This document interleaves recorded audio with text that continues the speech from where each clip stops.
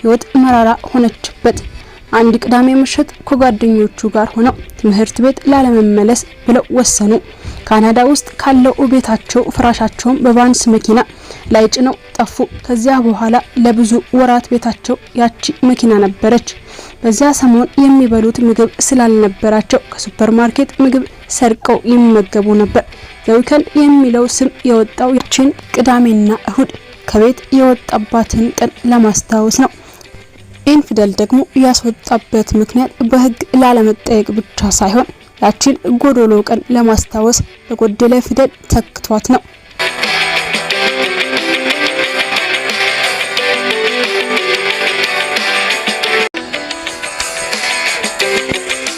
ዘዊከንድ ታዋቂ ሳይሆን በፊት የነበረው ጭንቀት ምን ነበር? አቤል በመጀመሪያ ሙዚቃ ሲጀምር ፊቱን ለማሳየት በጣም ይፈራ ነበር። ለብዙ ጊዜ ሰዎች ዘዊከንድ ማን ነው የሚለውን አያውቁም ነበር። ዩቲዩብ ላይ ዘፈኖቹን ሲጭን በራሱ ፎቶ ፈንታ የሌላ ምስል ይጠቀም ነበር።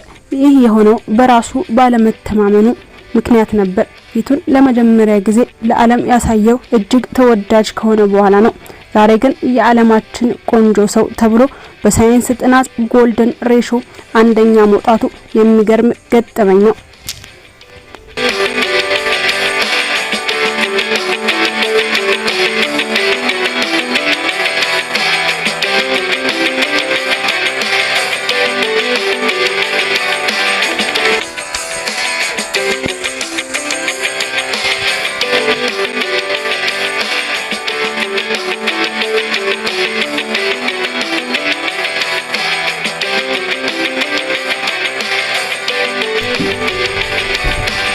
ዘዊከንድ ለኢትዮጵያ ያለው ጥልቅ ፍቅር።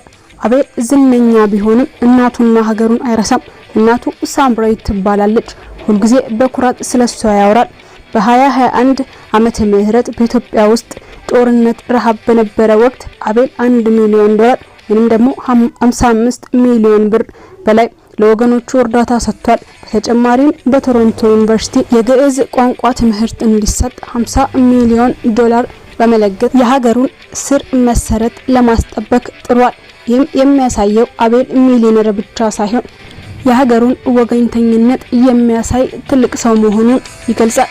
ውድ ቤተሰቦቻችን ይህ በዓለም መድረክ ላይ እያቀነቀነ ከአድናቂዎቹ እጅግ በጣም ጥሩ ምላሾችን የሚያገኝ የኢትዮጵያ ደም ያለበት እውቅ አርቲስት ነው። ዘዊከንድ ምንም እንኳን የተወለደውና ያደገው በካናዳ ቢሆንም በአያቱ እጅ እንደማደጉ አማርኛን አቀላጥፎ እስከ 5 ዓመቱ ድረስ ያወራ ነበር።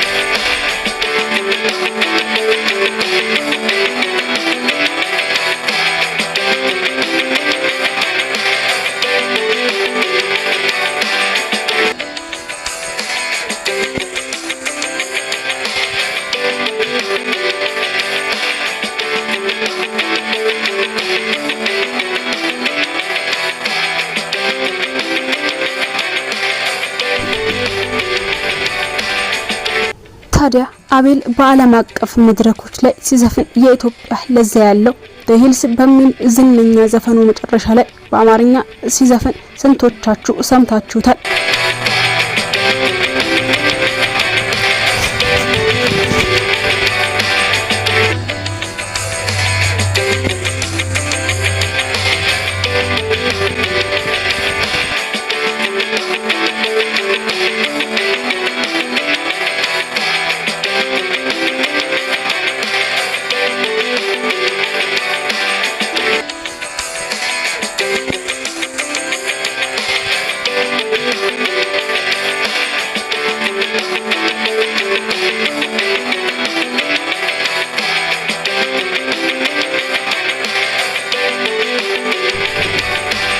የአቤልን ሀብት ስንመለከት ይገርማል።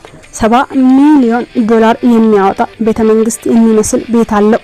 በአንድ የሱፐር ፓወር ዝግጅት ላይ ብቻ ከራሱ ኪስ $7 ሚሊዮን አውጥቶ ለጥራት ሲል ተጠቅሟል።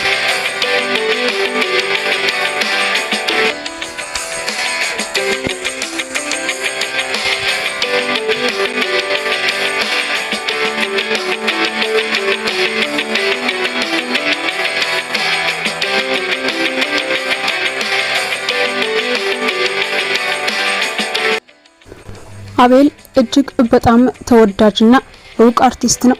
ለሀገራችንም እጅግ እንቁ አርቲስት ነው። ለቤተሰቦቻችን ዛሬ በዓለም ላይ በሶሻል ሚዲያዎች ላይ ብዙ ተከታይ ካላቸው ድምጻውያን መካከል እሱ ይገኛል።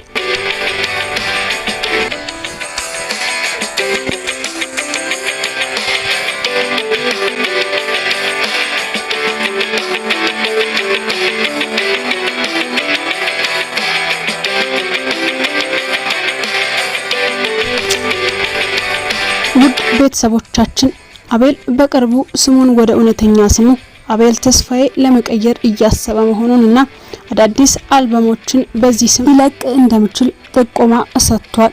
አቤል ወደ ስሩ እየተመለሰ ነው ለማለት ያስችላል።